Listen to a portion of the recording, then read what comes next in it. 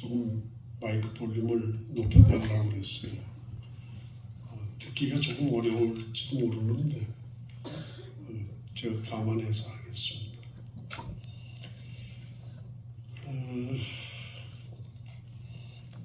일부 명사 특강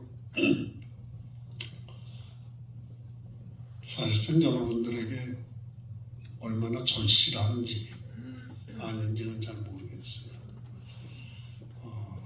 여러분들이 지금 앉아있는 이 좌석도 안락하고 밖에 날씨와 상관없이 아주 아늑하고 좋은 자리입니다.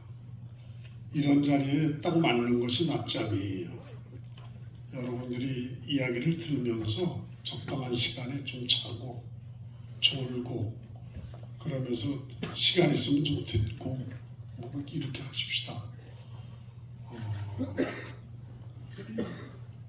소개에서 말씀하셨듯이 나는 내 학력의 최종 학력이 청주대학 4년 졸업입니다. 68년도에 국어국문학과를 졸업했어요. 내가 45년생이니까 아마도 여기 있는 여러분들은 내 손잡벌쯤 될 겁니다. 내가 내년이면 이제 80이 되니까 세대 차이로는 그렇게 돼요. 오늘 특강을 좀 해달라는 부탁을 받고 여러 가지로 고민을 좀 해봤어요. 어떤 이야기가 맞을까? 여러분들이 대학 측에서 늘 일부 명사들을 초청해서 특강을 하는 것을 익히 알고 있고 나는 지난해 10월 21일에 이 자리에 서서 특강을 한 적이 있었어요. 그래서 여러분들이 눈높이에 어떻게 맞출 것인가를 고민해야 될까? 아니면 일방적으로 내 얘기를 하고 말까? 그렇게 생각을 하다가 공통분모를 하나 찾았어요. 그것은 우리가 같은 세대를, 같은 세기를 사는 것으로 보면 한 세대입니다. 나같이 이제 80이 되는 사람이나 20대 청년인 여러분들이나 우리가 한 시대를 사는 것은 지금 마찬가지여서 그저 어떤 이야기를 두런두런 하면 되겠다 이런 생각을 했습니다. 다만 소개에서 여러분들이 들었듯이 나는 쓰는 것이 직업인 사람이에요. 말하는 것이 아니고 쓰는 것이 직업입니다. 시도 쓰는 것이고 기사도 쓰는 것이고 쓰는 일이라면 좀 오랜 동안 해왔으니까 제대로 되겠는데 말하는 거는 좀 다릅니다. 또 그래서 늘 내가 평소에 보면 대학 강단에 계신 분들 말씀하는 것이 참 기승전결도 딱 맞고 그분들의 깊이와 넓이도 남다른 것을 느끼는데 오늘 내가 여러분들에게 이야기하고 싶은 것들을 그저 주섬주섬 챙길 테니까 여러분들이 좋은 머리로 정리를 해주면 좋을 것 같습니다. 다시 이야기하지만 여러분들이 졸음이 오는 것을 열심히 참으려고 애쓰지 말아요. 자리가 좋고 그러면 좀 자도 괜찮습니다. 우선 이야기 들어가기 전에 이야기 거의 말미쯤 돼서 여러분들한테 질문을 좀 받을 게 있으면 받겠습니다. 어떤 쪽 이야기를 좀 듣고 싶다든가 궁금한 게 있으면 질문을 해줘도 좋겠고, 우선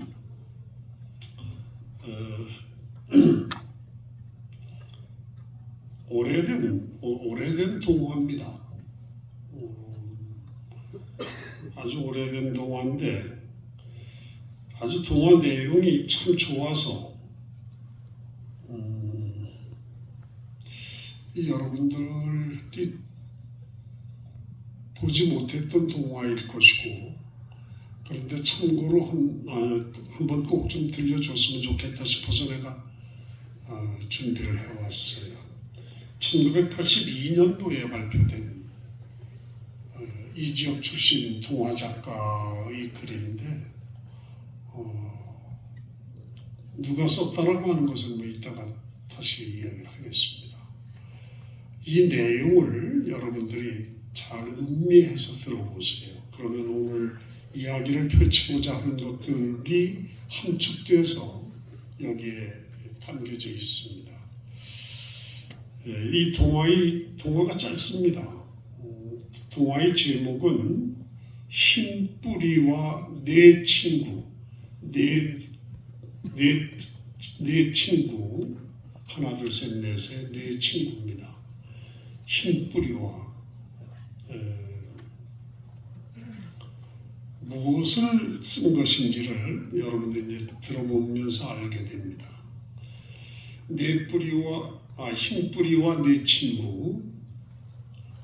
겨우내 땅 속에 씨앗 하나가 묻혀 있었습니다. 씨앗 속에는 5 친구가 살았습니다. 흰 뿌리, 아기 손 같은 잎과 초록 줄기, 빨갛다 못해 자줏빛이 도는 꽃, 그리고 동그란 열매. 5 친구는 갑갑한 방 속에서 밖을 그리워하며 살았습니다. 겨울은 춥고 길었습니다. 5 친구는 이마를 맞대며 즐거웠던 일을 기억했습니다. 딱딱한 땅거죽을 밀치고 새싹으로 솟아오르던 봄, 그 아름답던 풍경이며 시원한 바람, 그리고 여름 소나기. 생각은 언제나 즐거웠습니다. 아기 손 같은 초록잎이 말했습니다. 햇빛이 나면 어깨에 저절로 힘이 솟곤 했어. 나는 열심히 일을 했지. 그러면 하루 사이에도 내 얼굴은 검푸르게 변하는 거야. 어른이 돼가는 거였지. 맞아. 그때 나는 네가 더 잘 일할 수 있도록 부지런히 음식을 날라다 주었어. 초록잎 얘기에 줄기가 맞장구를 쳤습니다. 비바람이 칠 땐 정말 힘들었지. 나는 꼿꼿이 서 있으려 하지만 사정없이 쓰러뜨리는 데야 당해낼 힘이 있어야지. 잎과 줄기의 얘기를 듣던 꽃은 눈을 감았습니다. 꽃은 혼잣말을 했습니다. 저런 시시한 이야기를 나는 듣고 싶지 않아. 내겐 나비 친구가 있어. 그 노랑나비. 언제나 소리 없이 날아와 부드럽게 입 맞추고 가는 예쁜 친구. 내가 땅 위로 나가면 나비를 만날 수 있을까 몰라. 나비? 열매가 눈을 둥그렇게 떴습니다. 그래, 예쁜 날개가 더듬이를 가진 친구야. 날개와 더듬이, 잎도 줄기도 이야기를 멈추고 물었습니다. 너희들은 나비를 잘 모를 거야. 나비가 날아오면 향기로운 냄새가 단번에 가득 차지. 나비는 웃으면서 내게 날아온단다. 꽃의 얘기에 모두 가슴이 뛰었습니다. 나도 보았어. 나도 향기를 맡았어. 그러자 꽃이 조롱하듯 물었습니다. 그러나 나비는 너희들을 모를걸. 예, 잎새야, 줄기야. 나비가 너희들에게도 입을 맞추어 주든 열매, 내게도 나비가 날아오든 아니, 모두 시무룩해져서 고개를 숙였습니다. 정말 나비는 한 번도 꽃 이외의 친구에게는 날아온 적이 없었습니다. 나비는 나에게만 온다. 초록잎새, 네가 아무리 열심히 일한들 널 찾을 것 같아? 열매도 뿌리도 줄기도 나의 아름다움은 당하지 못해. 꽃은 보란듯이 하늘거리는 빨간 옷자락을 곱게 펼쳤습니다. 아기 손 같은 초록 잎은 꽃이 부러웠습니다. 줄기도 꽃이 부러웠습니다. 열매도 공연히 심통이 났습니다. 나도 꽃이 될 테야. 나도 이제 줄기 같은 건 실증이 났어. 아무도 알아주지 않는 줄기는 싫어. 나도 열매로 있지 않고 꽃으로 피어날 거야. 모두 꽃이 되겠다고 했습니다. 그러자 잠자코 있던 흰 뿌리가 말했습니다. 모두 꽃이 된다는 건 옳은 일이 아니야. 잎과 줄기가 있어야 꽃도 아름다운 것이지. 그리고 열매가 없으면 우리가 어떻게 다시 씨앗 속에서 만날 수 있겠니? 바보, 너는 컴컴한 땅 속에서만 있으니 나비를 모르지. 나비가 얼마나 아름다운지 안다면 너도 당장 꽃이 되겠다고 할걸.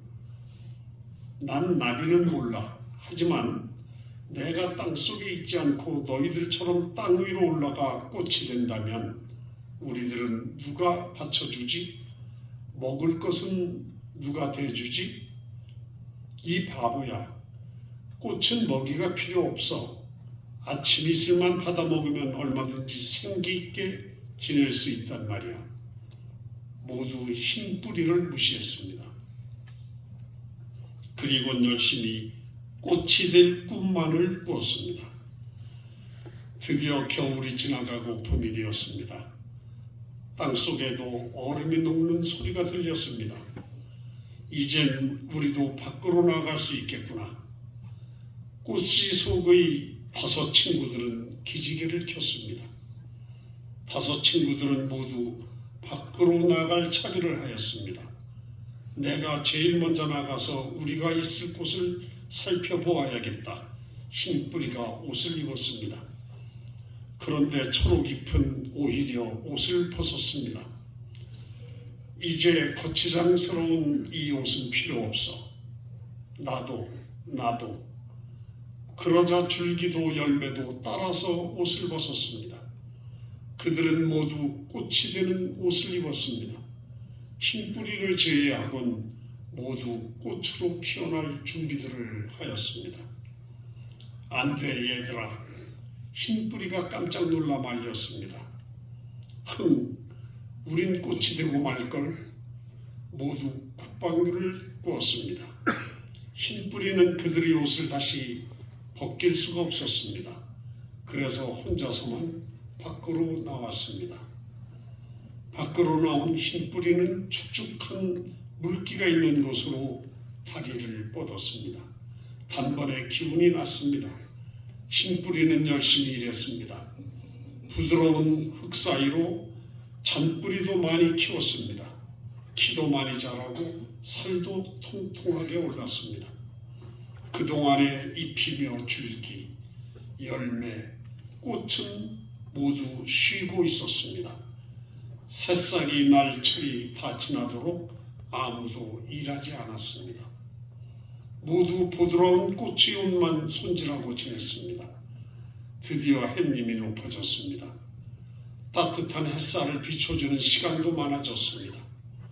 네 친구는 모두 꽃의 옷을 입은 채 땅 위에 솟았습니다. 봉긋하게 입을 다문 채 수줍게 솟았습니다. 내가 눈을 뜨기만 하면 모두 깜짝 놀랄 거야. 내 친구는 서로 더 예쁜 꽃이 되기 위해 시작만 하였습니다. 그러다가 바람이 늦잠 든 어느 날 아침 일제히 눈을 떴습니다. 나는 드디어 꽃이 되었다. 맨 먼저 꽃이 된 잎이 소리치며 자신의 모습을 보았습니다. 뒤따라 꽃이 된 줄기도 열매도 자신의 모습을 살펴보았습니다. 그랬더니 이게 웬일일까요? 아무도 없는 맨 땅 위에 빨간 꽃 4송이만 난장이처럼 땅거죽에 붙은 채 피어있는 것이었습니다. 꽃에는 꽃받침도 없었습니다. 꼿꼿하게 세워주는 줄기도 없었습니다. 초록색 잎도 없었습니다. 꽃들은 실망하였습니다. 하지만 나비는 날아올 거야. 꽃들은 겨우 나비 생각에 힘들게 버텨 설 수 있었습니다. 그러나 기다리고 기다려도 나비는 오지 않았습니다. 그 뒤 나비는 꼭 한 번 꽃주위를 지나친 적이 있었는데 잎도 줄기도 없이 꽃만 댕그만이 피었다니 쯧쯧 딱하다는 듯이 한마디 남기곤 뒤도 돌아보지 않고 날아가 버렸을 뿐입니다. 나도 몰라보다니 원래부터 꽃이었던 한 송이가 소리쳤으나 나비는 본체 만체하였습니다. 4송이 꽃이 된 친구는 서로 다투었습니다. 너희들이 꽃이 되어서 그래. 그런 소리 하지 마. 그러나 이슬밖에 먹은 것이 없는 그들은 더 싸울 기운도 없었습니다. 이런 때 쭉쭉 물이라도 빨아올릴 수 있다면 꽃이 된 줄기가 뿌리를 내려다보며 말했습니다. 이 좋은 날씨에 햇볕을 그냥 썩히다니. 꽃이 된 초록잎도 한숨을 쉬었습니다. 난 지금이라도 열매가 되고 싶어. 그러나 누구도 다시 원래의 모습으로 돌아갈 수는 없었습니다. 꽃송이만 땅에 깔려 핀 그들은 누구 눈에도 띄지 않았습니다. 나비도 벌도 한 번 오지 않은 채 점점 야위어 가기만 했습니다. 줄기가 좋아. 이런 꽃으로 사는 건 싫어. 뿌리에게서 음식을 얻어다 꽃과 잎에게 나누어 주는 일이 훨씬 재미있어. 나비가 내게 오지 않아도 괜찮아. 꽃이 예쁘게 피도록 튼튼히 허리를 받쳐주는 일이 지금보다는 신이 날 거야. 줄기는 눈물을 흘렸습니다. 그 튼튼하던 옛날 모습을 되찾고 싶었습니다. 줄기의 눈물을 보자 잎도 열매도 같이 훌쩍거렸습니다. 이렇게 이슬만 받아먹는 건 지겨워. 나는 열심히 일하고 싶어.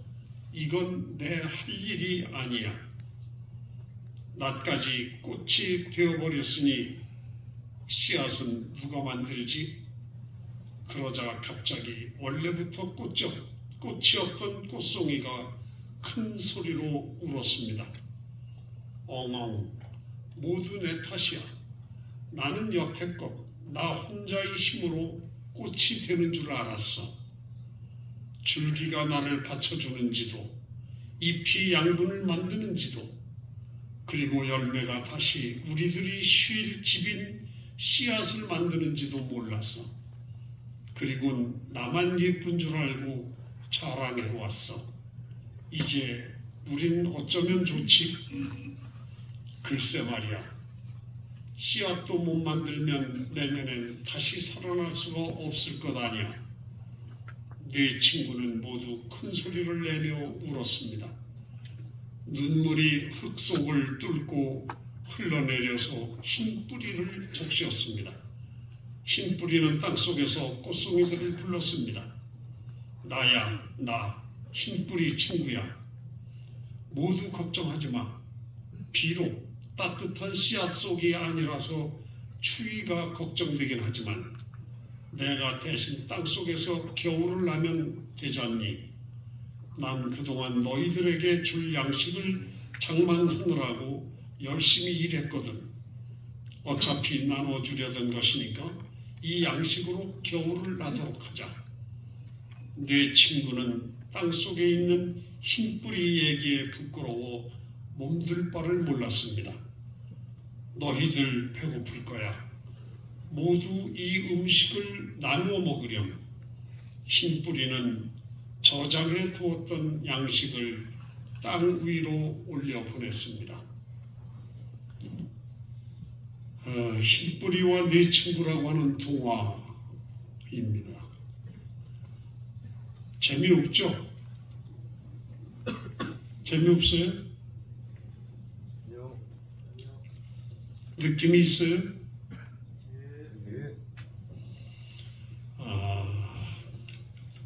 이 짧은 동화는 우리들의 삶의 양태, 삶의 모습을 빗대서 쓴 동화입니다. 우리는 모두가 꽃으로 살고 싶어 하죠. 다 꽃이 되고 싶어 해요. 그래서 자기 맡은 일, 맡겨진 일, 해야 될 일을 버리고 꽃만 되려고 노력을 합니다. 되는 수도 있을 수 있어요. 그러나 그것은 기적과 같이 희귀한 일입니다. 역할이, 맡겨진 역할이 있어요. 여러분들이 즐겨보는 야구, 축구, 농구, 모든 경기에서는 포지션이 있어요. 각자가 맡은 게 있어요. 야구의 경우 팀을 이끌어가고 승리를 이끌어가는 것은 피처입니다. 다 피처가 되고 싶어 하죠. 그런데 그 피처가 되려면 아무나 되는 게 아니죠. 어깨가 좋아야 되고 대단한 지구력과 노력으로 훈련을 쌓아야 가능해요. 영광도 따르지만 패했을 때 그 책임도 큽니다. 누구에게나 마찬가지예요. 대한민국이라고 하는 한 국가가 존립하거나 충청북도라고 하는 한 지역이 움직여지는데도 다 맡겨진 일들이 있습니다. 대한민국에서 서울대학이 제일 좋다고 해서 전부 서울대 학생이 되어서 대한민국이 잘 되는 건 아닙니다. 충청북도 청주에 있는 청주대학을 남들은 잘 알아주지 않는다고 해서 이 대학을 나온 사람들이 자기 역할을 못하는 게 아니에요. 설사 꽃이 아니어서 남들이 부러워하지 않을지 몰라도, 꽃이 아니어서 화사하지는 않을지 몰라도 청주대학을 나온 사람들은 청주대학을 나온 사람들이 갖는 절대의 소명이 있습니다. 청주대학이 없으면 청주가, 충청북도가, 대한민국이 어딘가 비어있게 돼 있어요. 잘난 사람들만으로 국가가 운영되고 지역이 움직여지는 것은 아닙니다. 다 필요한 사람들이 필요한 곳에 있어요. 오늘 청주대학 많은 학생들의 숫자 중에 지금 이 시간에 여러분들과 내가 눈을 맞대고 있는 이 자리, 여러분들 역할이 한 노선배가 어떤 이야기를 하고자 하는 것을 열심히 듣고자 와 있잖아요. 그 듣고자 하는 그 사람이 필요한 자리가 바로 이 시간의 자리입니다.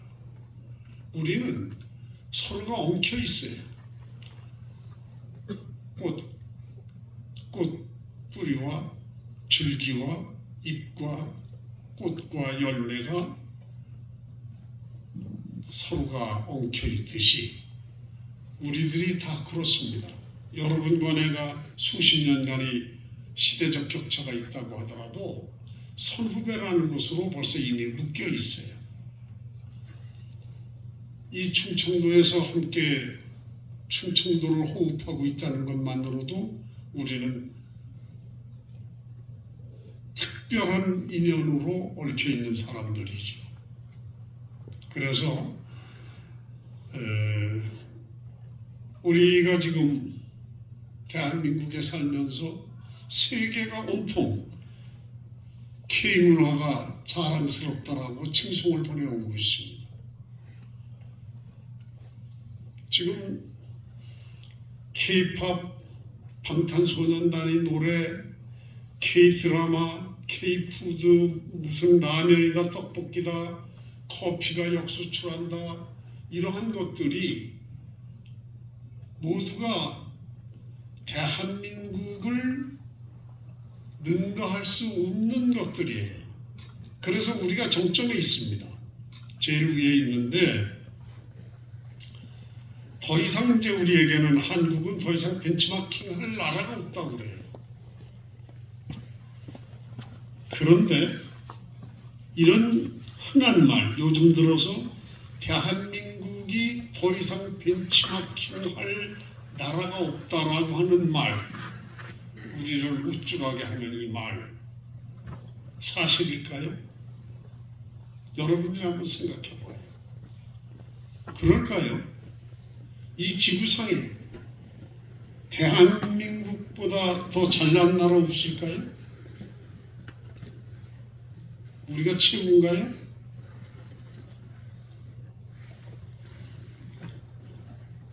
몇 가지 우리 비교를 한번 해봅시다. 우리가 늘 쓰고 있는 언어에 대한 것만 우선 살펴보자고요. 여러분들이 이미 잘 알고 있는 것이지만 언어, 그러면 프랑스의 자존심을 따를 나라가 없어요. 그래서 프랑스 사람들은 아무리 영어, 서방어를 잘 알아도 듣고 영어로 듣고 대답은 프랑스 말로 해요. 그 프랑스 사람들이 자기네 언어를 얼마나 자긍심을 갖고 지키고자 하거나 자랑하고자 하는 것인가를 단적으로 표현하는 것인데, 프랑스의 언어 정책이 우리와 다릅니다. 프랑스 언어 정책을 한번 살펴봤어요. 가장 아름다운 언어라는 자부심을 가지고 있고 자국어 보호정책 법안을 지정해 놓고 있어요. 프랑스는 자기들 말의 보호정책을 법안으로 지정해 놨어요. 그래서 소비재 제품은 물론이고 문서 광고, 음성 광고, 시청각 광고는 모두 프랑스어로 하도록 되어 있습니다. 영수증도 프랑스어로 쓰는 것이 의무화되어 있어요. 프랑스어가 정말 가장 아름다운 언어입니까? 한글이 무엇인가요?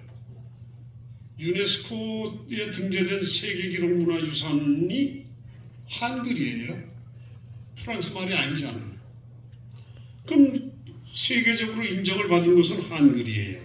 그런데 우리나라 현실은 어떤가요?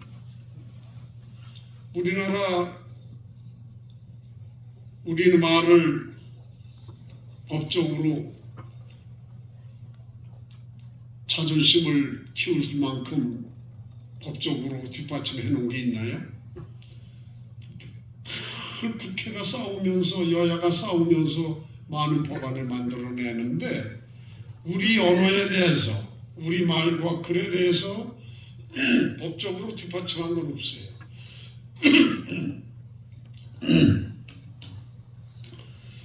우리 간판 한번 볼까요? 아파트 이름 한번 생각해 볼까요?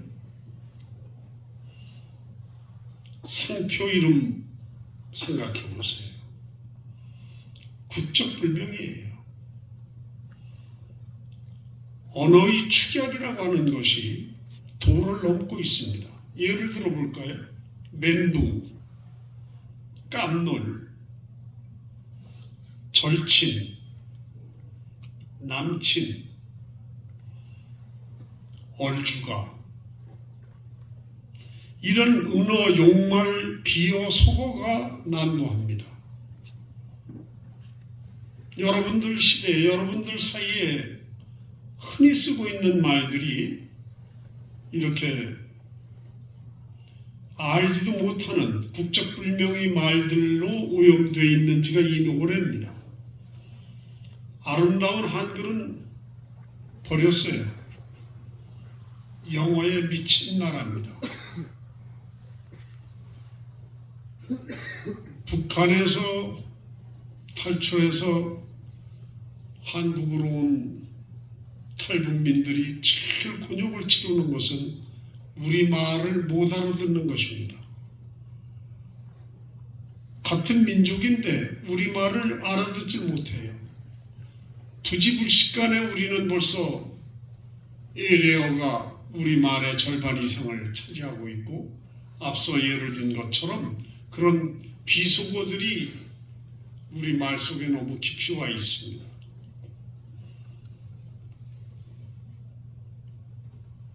동양일보가 한글날을 기해서 우리말글 겨루기라고 하는 행사를 매년 해오고 있습니다. 동양일보가 뭐가 답답해요? 우리말을 많이 쓰든 영어를 섞어 쓰든 언론사가 할 일이 없어서 우리말글 겨루기 같은 한글날 행사를 10년이 넘도록 해올까요? 얼마나 답답하면 언론사가 나섭니까?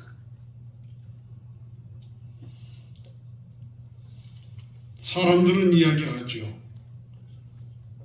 언론사 하나가 그런 운동을 펼친다고 해서 우리말이 정화가 되겠느냐? 그런데 그렇지 않습니다. 여러분들이 꼭 알아둬야 될 것은 강물에 흙탕물이 흐른다고 해서, 강물이 흙탕물이라고 해서 내가 맑은 물 한 바가지를 그 흙탕물에 끼얹는다고 해서 물이 맑아지겠느냐라고 의아심을 갖습니다. 믿질 않아요. 그런데 물리적으로 분명히 맑은 물 한 바가지를 넣은 것만큼 그 흙탕물이, 강물은 맑아진 겁니다. 여러분들이 언뜻 보기에 작은 것들이 어떤 요동을 친다고 해서 달라질 것이 없는 것 같지만, 하나하나를 자세히 들여다보면 그 작은 힘들이, 작은 것들이 큰 것을 변화시킨다는 사실을 우리가 평소에 잊고 있습니다. 그래서 작은 것이 굉장히 중요한 거죠. 큰 것만을 우리는 봅니다. 큰 것만, 보이는 것만 봐요. 그런데 좋은 눈을 가진 사람, 좋은 식견을 가진 사람, 아는 것이 많은 사람일수록 작은 것을 볼 줄 알아요. 작은 것이 얼마나 힘이 있고 작은 것이 얼마나 큰 일을 하는 것인가를 깨닫게 됐을 때 그 사람은 현자입니다. 말이 좀 딴 쪽으로 넘어갔는데, 프랑스의 그 언어 정책에 대한 것을 몇 마디 더 이어나가 보죠. 프랑스의 시 축제라는 게 있어요. (99년부터) 프랑스 교육부와 문화부가 공동으로 시의 대중화를 위한 행사를 기획해서 시행해 오고 있습니다. 99년부터 전 국민을 대상으로 시 이어짓기, 시인과의 만남, 세미나, 시 카페 운영, 시의 벽 설치, 벽에 시 써놓는 거예요. 101장 창작교실, 각 도시 공공기념물에는 명시가 적힌 긴 깃발을 내걸고 있고 지하철과 버스 안에도 짧은 시가 비치되어 있고 영화관에서는 영화가 상영되기 전에 시 한두 편을 낭독합니다. 이것이 프랑스의 시축제예요. 좋은 예로 빅토르 위고의 탄생 200주년이 되던 지난 2003년에 프랑스 정부는 3월 초중고 새해 첫 수업 시간, 3월 들어서 첫 수업 시간, 첫 수업 시간에 어느 과목과 관계없이 전국의 전학교, 프랑스 전국의 전학교, 전학년, 전학급에서 첫 시간에 빅토르 위고의 작품 읽기를 했습니다. 모든 과목 덮고 빅토르 위고 200주년을 맞는 그 해를 기해서 3월 첫날 첫 시간을 빅토르 위고의 작품 읽기만으로 시간을 초중고가 똑같이 했어요. 이런 문화 정책은 우리가 상상을 못하는 것이죠. 여러분들이 잘 아시는지 모르겠지만 동양일보라고 하는 신문을 펼쳐보면 매일 이면에 첫 장을 딱 넘기면 이면 상단에 아침을 여는 시라는 것이 나옵니다. 대한민국에서 매일 시를 그렇게 내는 신문은, 일간 신문은 동양일보밖에 없어요. 이것은 1996년이 문학의 해였습니다. 그 문학의 해 1월 1일부터 지금까지 16년째 계속해오는 우리 지면 구성인데 여러분들이 한번 잘 봐봐요. 여러분들의 누님, 이모, 이웃 사람들이 이 시를 오려서 냉장고에 붙여놓는 사람, 책꽂이에 붙이는 사람, 별 사람 다 있어요. 우린 잘 알아요. 여러 사람이 있다는 것을. 시가 지금까지 16년 동안에 이면에, 동양일보 이면에 아침을 여는 시가 안 나온 날이 하루도 없습니다. 아무리 기사가 넘쳐도 그 난은 우리가 유지를 하고 있어요. 또 동양일보는 지금까지 20년이 되도록 우리 신앙송 운동을 하고 있습니다.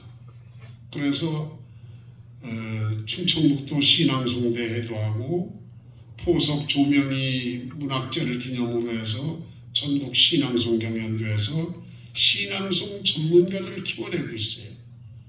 충북에 지금 충북 출신으로 그 대회에서 입상을 해서 신앙송 전문가가 된 사람이 150명이 훨씬 넘습니다.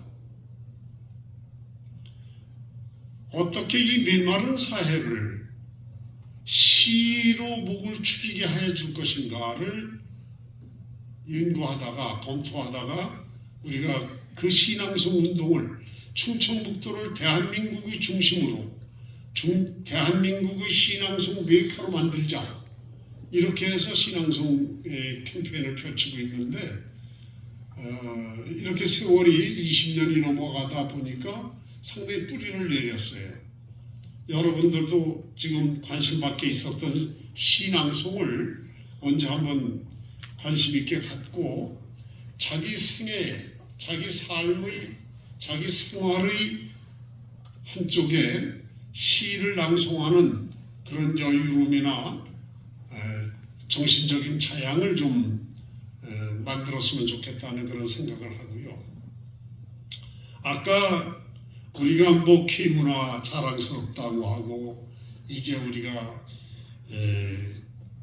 더 이상 벤치마킹할 나라가 없다라고 요즘에 우리가 사방에서 이야기를 하죠. 그런데 그렇지 않다라고 하는 것을 프랑스인들이 자기들 언어에 대한 자존감을 펼치는 이런 여러 가지 운동을 비춰서 봤지요. 그럼 교육은 또 어떤가? 교육은 이스라엘의 자존심을 우리가 본받거나 한번 알아볼 필요가 있어요. 유대인들을 세 가지 명칭으로 부르죠. 히브리 민족, 이스라엘 민족, 그리고 유대인입니다. 이스라엘의 영토라고 그래야 우리 경상남북도만한 넓이죠. 거기에 1,500만 명 정도가 살고 있습니다. 그런데 이 이스라엘이라고 하는 이 작은 나라가 굉장히 무서운 저력을 갖고 있어요. 그 뭐 쉽게 우리가 비춰볼 수 있는 것 중에 하나가 지금 전 세계 노벨 수상자가 약 300명쯤 되죠. 300명이 조금 넘어요. 그 300여 명 중에 3분의 1이 유태계입니다. 경제, 의학, 물리학, 화학, 문학 각 분야에 골고루 이들이 3분의 1을 차지하고 있어요.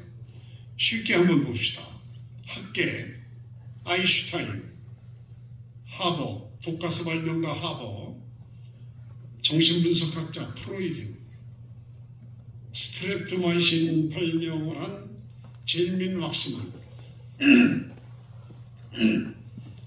이들이 유대인들입니다. 철학계 쪽에서는 루소, 헤겔, 칸트, 스피노자, 데카르트, 파스칼, 니체 이런 세계적인 석학들이 철학자들이 다 유대계입니다. 그 다음 재계를 한번 봅시다. 영국의 대재벌 로스차일드, 미국의 록펠러, 불란서의 로즈, 오스트리아의 슈탈 전부 유대인들이에요. 정계를 봅시다. 조지 워싱턴 이해가 갑니까? 미국의 초대 대통령 조지 워싱턴이 유대계라는 거 이해가 가요? 루즈벨트, 레닌, 스탈린, 트로츠키, 칼막스, 미테랑 대통령 이 사람들이 유대인들입니다. 언론계 좀 이따도 얘기하겠지만 로이터, 뉴욕타임스 사장이 전부 유대계입니다.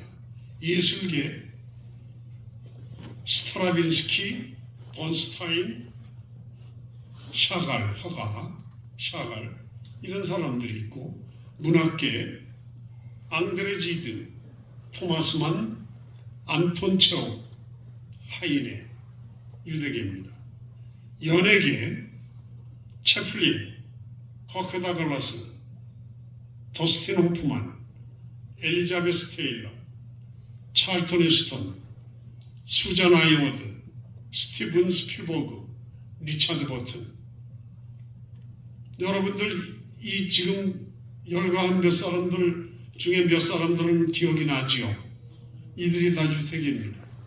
이렇게 이 미국에 700만 명의 유태인이 살고 있는데 70만 명의 변호사 중에 20%, 재벌 중 23%를 차지하고 있어요. 유대인들이. 또 프린스턴 대는 총장과 주요 행정 책임자의 90%가 유대인입니다. 세계의 두뇌, 곧 질적 엘리트 중에서 차지하는 유대인의 비율이 얼마나 큰가를 우리는 간과할 수가 없어요. 유대인은 세계를 지배하는 5가지 무기를 손에 쥐고 있다고 쉽게들 얘기를 하고 있습니다. 유대인들이 세계를 지배하는 5가지 무기가 뭘까요? 첫째, 세계 통화인 달러를 지배하고 있다. 세계 최대의 정치력, 군사력을 가지고 있는 미국을 완전히 컨트롤하고 있다. 둘째, 세계의 에너지 시장을 지배하고 있다. 세계 7대 석유회사인 엑슨, 걸프, 스탠다드, 모빌, 텍사크 등을 유대인들이 장악하고 있습니다. 세계 3대 금융, 시티뱅크, 체이스 맨하탄, 모르간은행, 또 세계 5대 곡물인 컨티넨탈 크레인, 루이 드레픽스, 붕괴, 앙드레, 키키르 이런 그 곡물을 전부 장악하고 있고요. 세계의 통신사 아까 나왔지만 뉴욕타임즈, 워싱턴 포스트, 월스트리트 저널, ABC, NBC 이 IBM을 중심으로 한 정보통신망을 전부 유대인들이 장악을 하고 있습니다. 이들이 이 교육관에는 인간은 20년 배운 것도 배우기를 중단하면 2년이면 다 잊어버린다는, 다 잊는다라는 격언을 이들은 믿고 있습니다.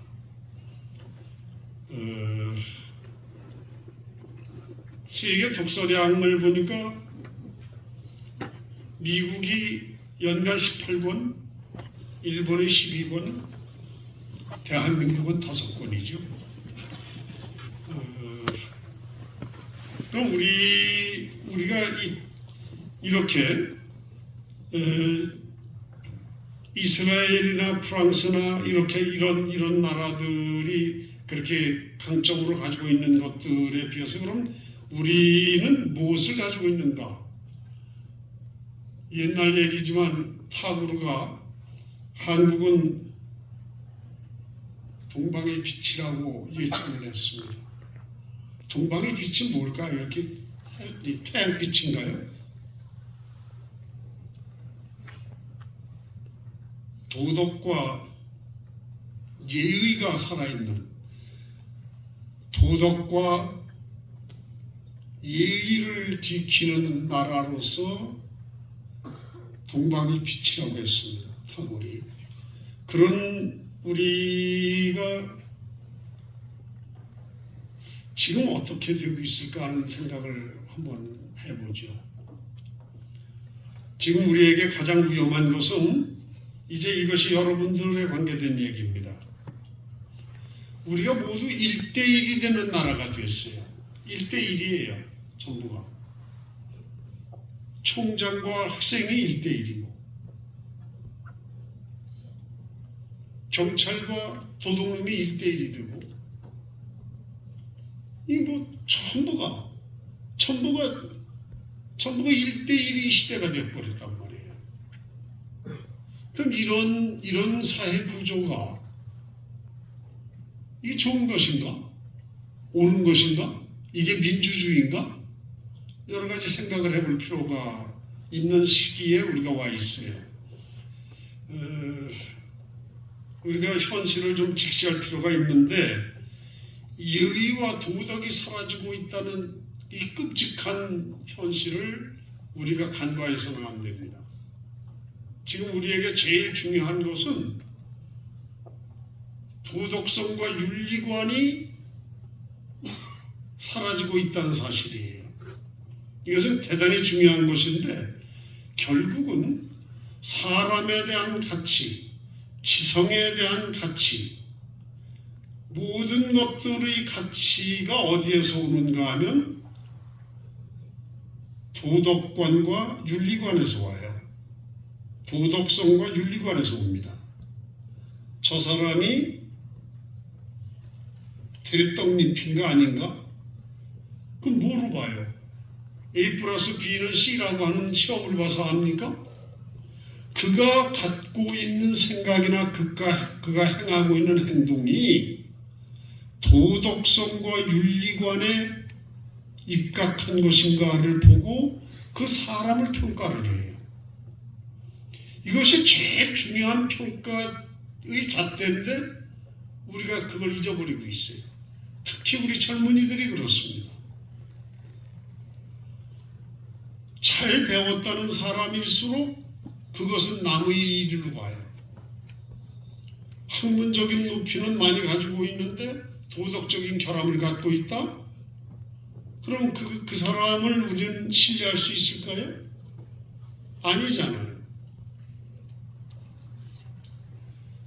지금 우리들에게서 정말 절실하게 요구가 되는 것은 고리타분하게 여러분들이 생각할 수 있고 이것은 무슨 공자왈 맹자왈이냐라고 생각할 수 있는 도덕성과 윤리관을 우리가 어떻게 확보하고 재무장하느냐 하는 문제입니다. 윗사람을 보고 인사를 잘한다. 그 사람을 보고 나쁜 놈이라고 할 사람이 있습니까? 친구 간의 약속을 잘 지키고 서로 존중한다. 그 사람을 비하할 수 있는 사람이 있어요? 없잖아요. 이러한 모든 것들은 학교에서 학과 성적이 조금 위다 아니다와는 상관도 없이 사람의 평가를 내리게 하는 잣대가 돼요. 아까 작은 것이 중요하다는 얘기를 했어요. 작은 것, 소소한 것, 그것을 소소하게 보지 않고 시시하게 보지 않는 게 필요하다는 얘기를 언뜻 스치면서 했는데 이 도덕과 윤리라는 것도 마찬가지예요. 사람을 평가할 때 얼마나 도덕적인 사람이고 윤리적이냐 그 사람이 언행을 보면 알아요. 말투, 하는 행위 이것을 봐서 도덕과 윤리에 딱 맞춰보면 몇 점짜리 사람인 거가 나와요. 윗사람한테 인사 잘하고 공손하고 말투 이 말을 제대로 할 줄 아는 사람이면 배운 사람이에요. 그 사람이 하나 더하기 하나가 둘이라고 하는 수학 공식을 더하는 것보다 그런 객관적인 것으로 보여지는 도덕적인 사람, 윤리적인 사람이 결국은 앞으로 리더가 돼야 되고 그들이 결국은 우리들 정신세계에서 그들이 리더입니다. 이것이 옛날 무슨 6.25 사상에서 기인한 어떤 그런 게 아니에요. 여러분들이 잘 아는 미국의 양반 상놈 얼마나 대단한지 여러분들 얘기 들었죠? 언어가 달라요. 언어가 쓰는 용어가 다릅니다. 어느 나라나 마찬가지예요. 선진국일수록 그렇습니다. 우리 비행기 타고 1시간이면 가는 일본 보세요. 일본은 밉든 곱든 어쨌든 아시아의 대표 주자입니다. 우리보다 15년이나 20년을 앞선 선진국이에요. 그들의 예의 범절을 잘 보세요. 속은 어쨌든 보여지는 것으로 그들은 예전에 충실하고 도덕에 충실해요. 우리와 실제로 비교를 해봤을 때 우리가 더 우량한 민족일 수도 있지만 현재까지는 우리가 일본을 문명국이라고 보지 않을 수가 없어요. 그 일본의 사람들이 왜 무엇으로 그런가? 그것은 도덕성입니다. 높은 도덕성이에요. 아까 작은 것 자꾸 이야기를 하고 했는데 나 하나쯤이야 라고 생각을 해요. 아까 처음에 동화에서 읽어줬듯이 모두가 꽂히고 싶어요. 화려하고 싶어. 좋은 직장만 가고 싶어. 그래서 지금 우리나라에 얼마나 일터가 비어 있어요. 그 일터가 비어 있음에도 불구하고 일할 사람이 없잖아요. 젊은이들 다 어디가 있어요? 나는 대학을 나왔는데 내가 거기 가서 그 일을 해? 아니야, 그거 안 가잖아요. 맞나요? 아까 동화처럼 모두가 꽂히고 싶어해요. 다 인류 기업에 한다 하는 뭐 어떤 권한이 있는 자리에 가고 싶어해요. 그것이 일조일석에 되나요? 금방 되나요? 아니잖아요. 누군가가 줄기가 되고 잎이 되고 열매가 되고 꽃처럼 화사하지 않는 어떤 역할일지라도 당당하게 나는 청주대학을 나와서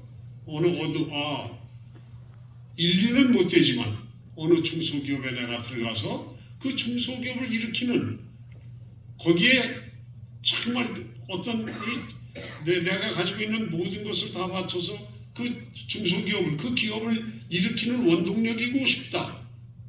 이런 생각을 갖는 사람이 아름다운 청년이 되는 거죠. 화려하게 꽃 만들려고 하는 사람은 아름답지 못해요. 자기에게 맡겨진 소명을 당당하게 자부심을 갖고 최선을 다하는 그 사람, 이 사회는 그런 사람을 원합니다. 어제 동양일보가 수습기자 면접 시험을 치렀어요. 서류 전형을 거쳐서 5명을 뽑는데 청주대학 출신이 한 사람이 이 지역에서 있었고, 전주, 광주대학 나온 친구가 광양 살던 거기에서 오고 뭐 이렇게들 해서 면접들을 보았는데 쉬운 걸 물었어요. 광주에서 온 친구한테 광주대학 4년 동안 열심히 다녔다고 그래서 물었어요. 현재 광주시장이 누구신가? 뻥해요. 전주에서 온 친구에게도 물었어요. 전라북도 지사가 지금 누구지? 뻥해요. 청주대학 나온 친구한테 물었어요. 지금 국무총리가 누구지? 여러분들이 입장을 바꿔놔봐요. 여러분이 지금 면접장에 왔어요. 큰 걸 안 묻습니다. 면접관들이 무슨 이 시대의 소명이 뭐냐, 뭐 한국 언론이 어디로 흘러갈 거냐, 그런 얘기 아니에요. 왜? 묻는 사람들은 이미 프로들입니다. 어디까지 알고 있는가 그거 가지고 안 해. 이 사람이 얼마나 작은 것을 열심히 알고 있는가, 얼마나 속을 채워놓고 있는가를 봅니다. 그래서 고등학교 때 교장 선생님은 누구셨나? 고등학교 졸업했으면 그만이지 교장 거지 기억을 해? 이렇게 생각할 거예요. 청주 시민이 몇 명인가? 나하고 상관없는 일이야. 충청북도가 몇 개 시군으로 되어 있는가?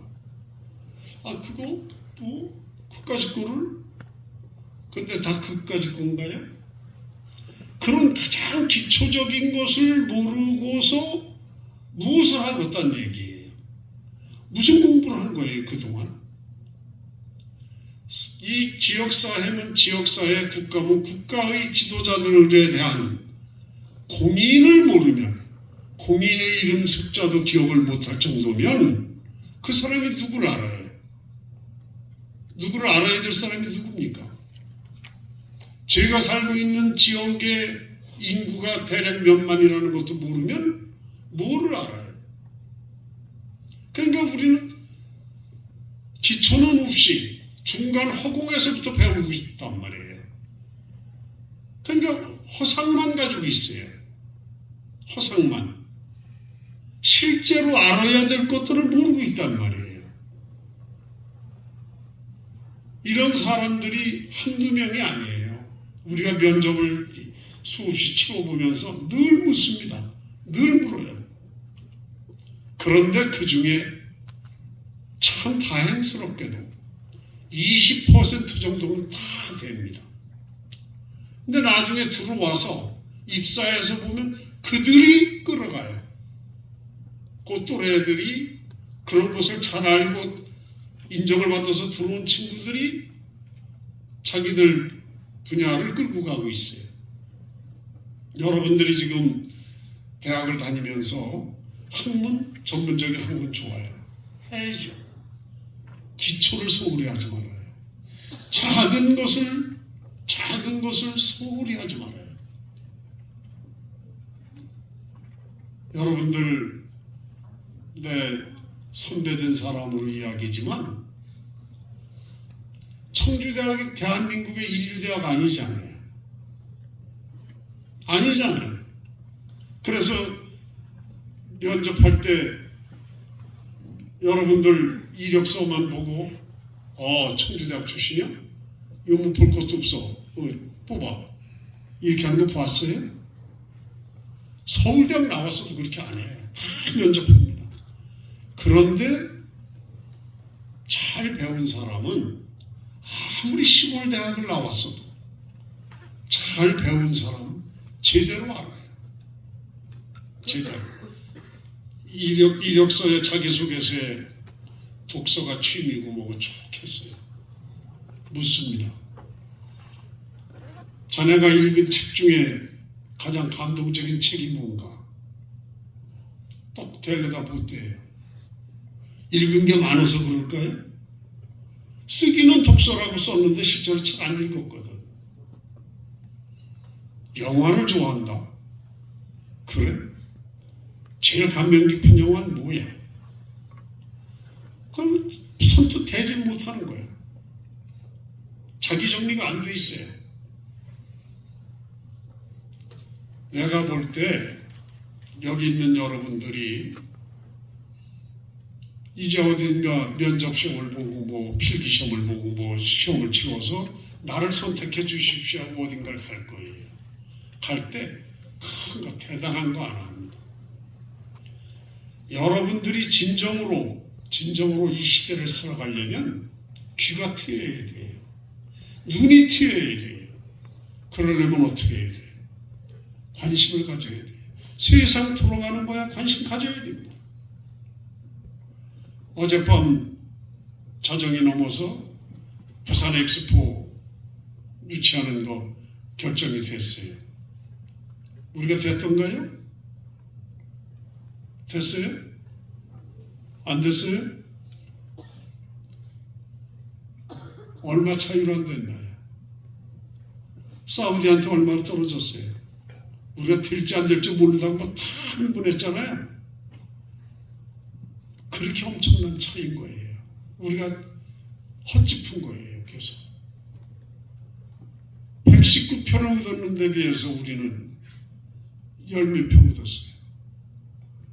그렇게 헛발질을 했어요. 왜 그런 줄 알아요? 왜 그랬을까요? 원인들 나왔죠 오늘. 여러분들이 지금 신문을 안 보는 거예요. 방송을 안 듣는 거야. 현안 문제에 대해서 관심이 없는 거야. 그러면 여러분은 지금 구름을 밟고 돌아다니고 있는 거 아니에요? 대한민국의 땅을 딛고 있는 것이 아니고 구름 속을 다니잖아요. 여러분들의 관심이 뭐예요? 여러분들 머릿속에 뭐가 있죠? 내가 누구인가를 다시 점검하세요. 내가 누구인가? 내가 지금 알아야 될 것이 무엇인가?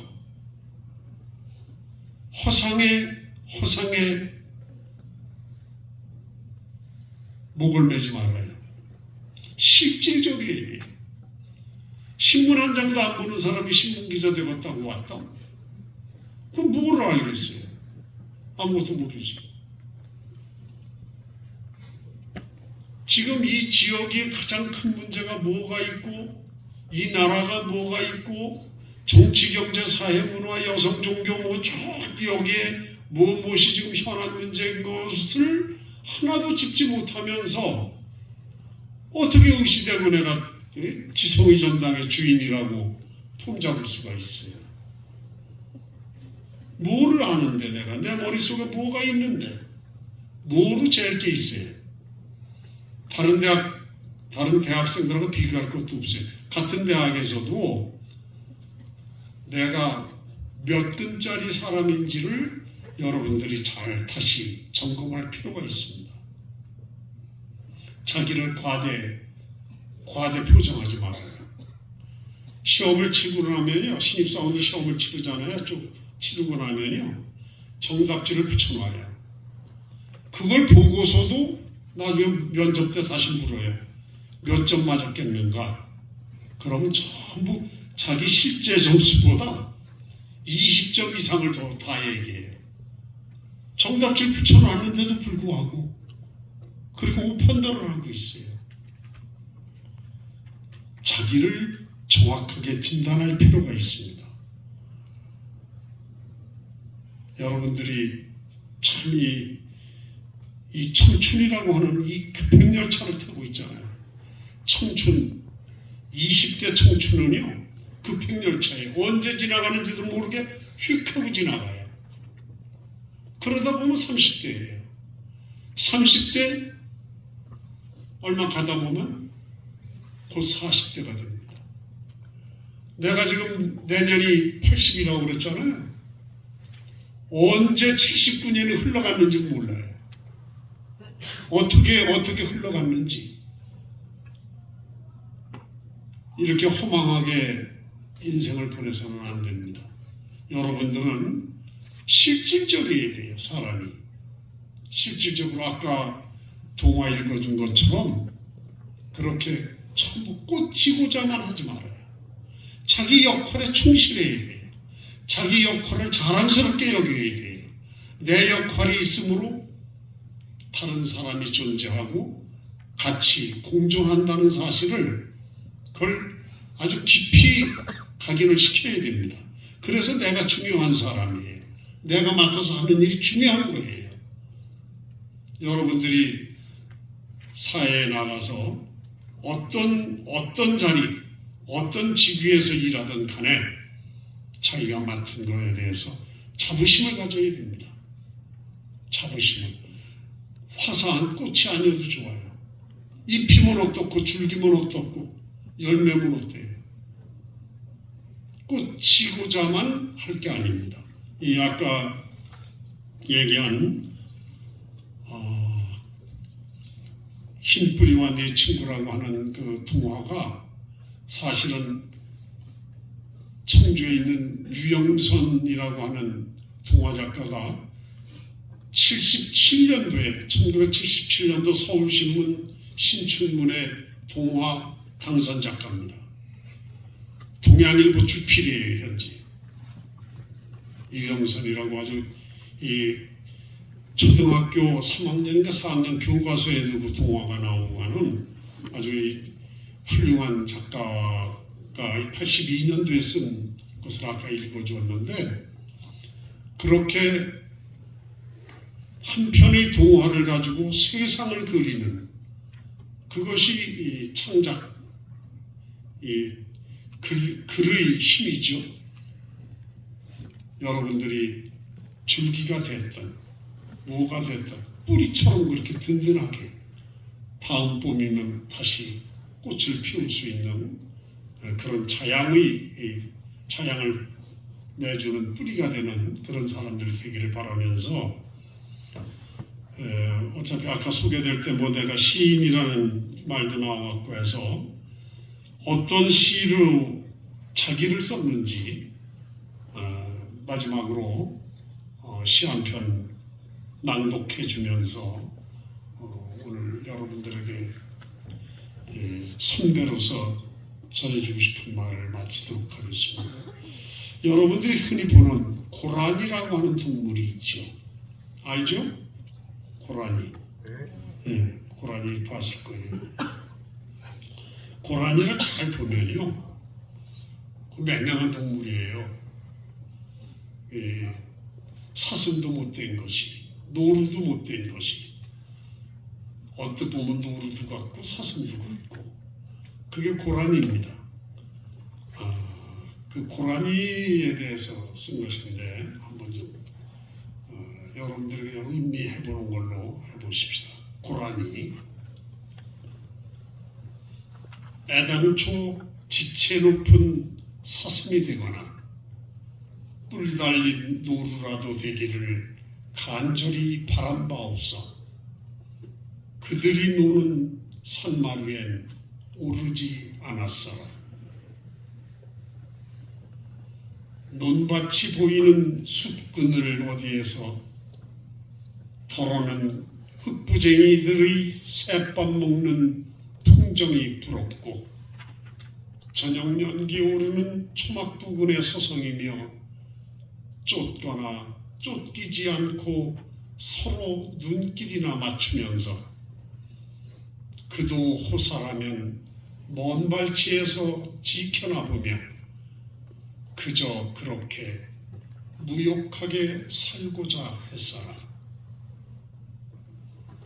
늘 숲은 평안했고 햇살은 아늑하여 구호와 혁명과 뒤바뀜의 혼란도 나를 유혹하지 못하고 한 발도 못 되는 내 육신 몸을 작은 방 하나 마련하니 문패쯤 없어도 내 집 기웃대는 이 없어라.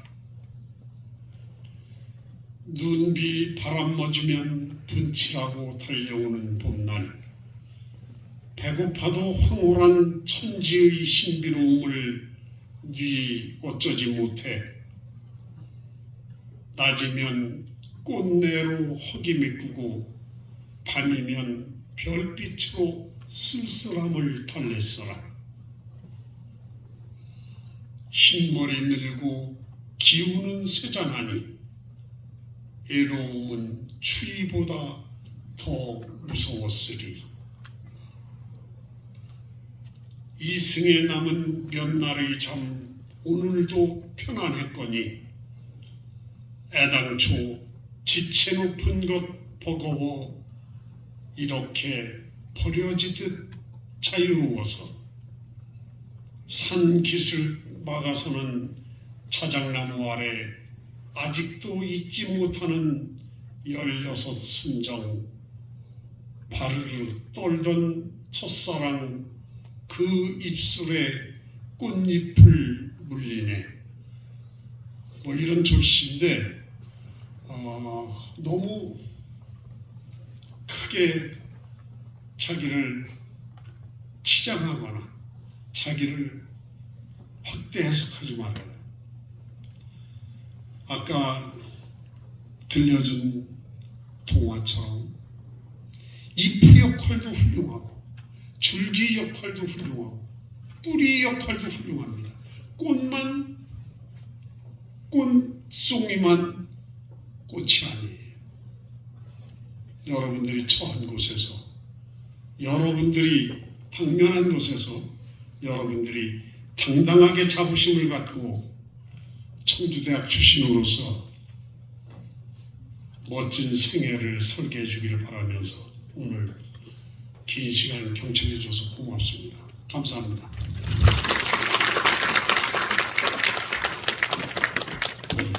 강의 감사드립니다. 자, 그러면 우리 학생들, 우리 조철호 회장님께 혹시 질문이 있으면 질문하시기 바랍니다. 네.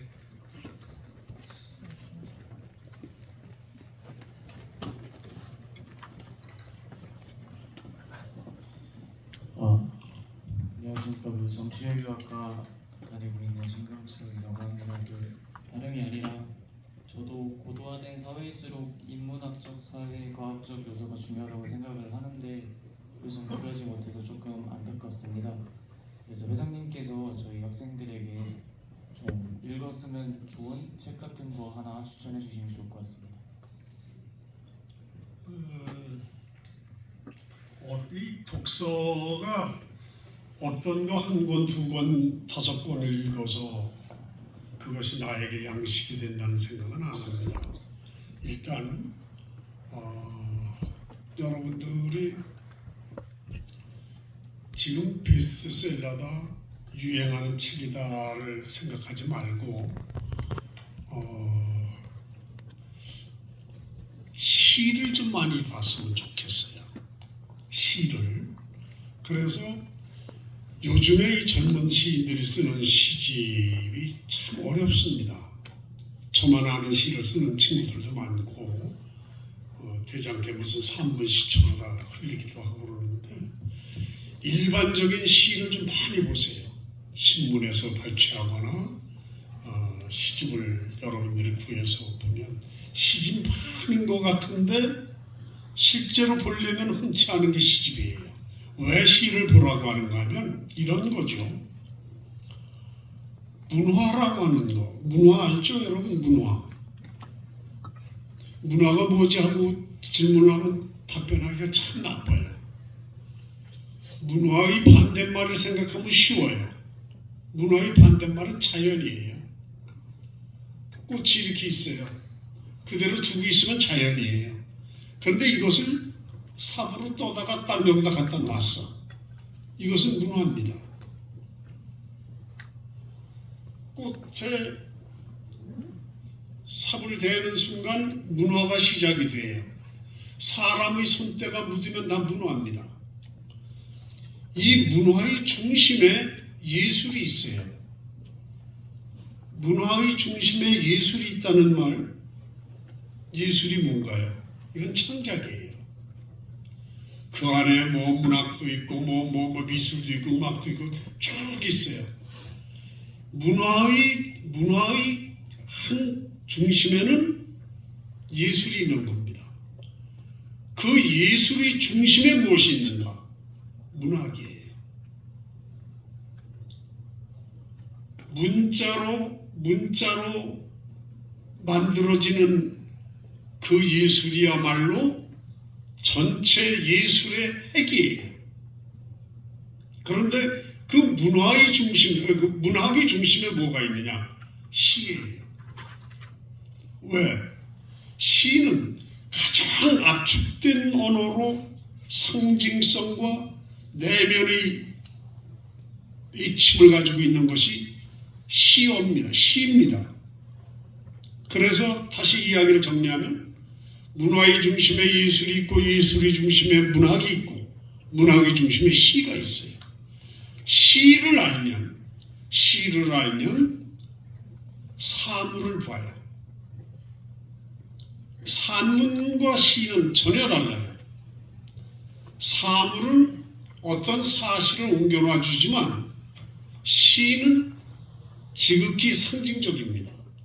그래서 이렇게 생각하면 쉬워요. 고려시대에도 뭐 중국은 더 이상 얘기할 것도 없고 우리나라도 고려시대 조선시대에도 장수를 뽑는데 100일장을 했어요.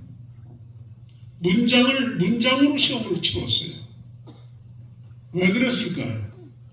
글을 알면, 글을 압축하거나 글을 펼칠 줄 알면 딴 것도 할 줄 안다라고 하는 그런 판단으로 그런 제도가 있었는데 이 우리 일본 사회에서도 마찬가지예요. 문장을 쓸 수 있다. 근데 그 문장을 더 함축할 수 있다. 이러려면 시를 알아야 돼요. 시는 간단해요. 내재율이 있어요. 그 시어가 가지고 있는 내재율이 있고 애형률이 있어요. 밖으로 내놓는 리듬이 있어. 그래서 시를 노래라고 그럽니다. 시를 노래라는 말로 표현하는 게 그래서인데 그렇게 함축된 더 이상 더하고 뺄 게 없는 문장으로 이루어진 것이 시입니다. 그래서 여러분들이 대학 시절에 시간이 조금 있으면 시에 심취할 필요가 있어요. 그래서 문장을 압축할 줄 알고 어떤 것을 빗대서 쓸 수 있고 상징할 수 있고 은유할 수 있고 깊이와 넓이를 자기가 응용할 수 있는 것이 시 문장입니다. 그래서 되도록 어느 책을 보려면 되도록 시를 좀 많이 봤으면 좋겠다는 생각이 들어요. 쓰지 않아도 시는 시인들에게 쓰게 하되 그 쓴 시를 내가 감상하면서 오는 것들이 의외로 많이 있습니다. 그것이 필요하다고 봅니다. 예, 뭐 다른 또 질문 있을까요? 네, 다른 질문 하십시오. 예, 여러분 마지막으로 부탁합니다. 여러분 건강해야 돼요. 건강하려면 어떻게 해야 돼요? 건강하려면 아침밥을 꼭 먹어야 돼요. 우습죠? 아침을 먹어야 돼요. 인체 과학이 이 생태학을 보면 아침을 먹어야 될 이유가 있어요. 나는 지금 좀 이상한 얘기가 될지 모르지만 여러분하고 내가 뛰어도 100m, 10km 그렇게 안 떨어져요 내가. 근데 왜 그럴까요? 아침을 꼭 먹어서 그래요. 그리고 끊임없이 운동을 해야 됩니다. 나는 지금 우리 사원들이 잘 알지만 아침에 4시 50분에 일어나면 1시간 20분에서 1시간 50분을 꼭 헬스장에서 운동을 하고 출근을 해요. 그것을 30년 가까이 하고 있어요. 그래서 버티고 있어요. 술도 내가 대단히 많이 먹습니다. 그럼에도 버티는 것은 아침 식사 꼭 합니다. 아침 식사를 잘하고 늘 자기 몸을 유연하게 만듭니다. 그래서 유산소 운동을 충분히 하는데 그것이 비결이 아닌가 싶어요. 그래서 나는 지금 내 손자 대학 다니는 손자하고도 가끔 그런 얘기를 하는데 아침 꼭 먹어라 그런 얘기를 하는데 여러분 자취를 하는 학생도 많고 뭐 여러 가지 그럴 거예요. 그런데 아침을 꼭 먹어요. 아침 식사 꼭 하고 운동을 꼭 해요. 많이 걷는 것도 좋잖아요. 근데 여러분들도 이제 시간이 없을 테니까 그래서 30분 이상은 꼭 걸어야 돼요. 그래서 1시간 전후 이렇게 걸으면은 3km에서 4km 정도 걷죠. 그렇게 하는 것이 아주 필요합니다. 지금은 신들이 좋아서 필요가 그렇게 없어요. 여러분들 건강 관리 좀 잘해서 진짜 인생을 사는데 실력이 뭔지 알아요? 건강하게 오래 사는 사람이 제일 실력자예요. 응? 건강하게 오래 사는 사람, 그 사람이 실력자입니다. 다 증언할 그 사람만이 나중에 다 증언할 수 있는 사람이에요. 돈 많은 거? 돈 많고 일찍 죽으면 뭘 해요? 여러분 지금 여러분같이 젊은 시절에 정말 아름다운 청년이 되려면 건강관리 잘해야 됩니다. 건강관리하는데 누가 시비 거는 사람 없어요. 아침 식사 꼭 해서 자기 몸 관리 잘했으면 좋겠어요. 고맙습니다. 네, 다시 한번 기도합니다.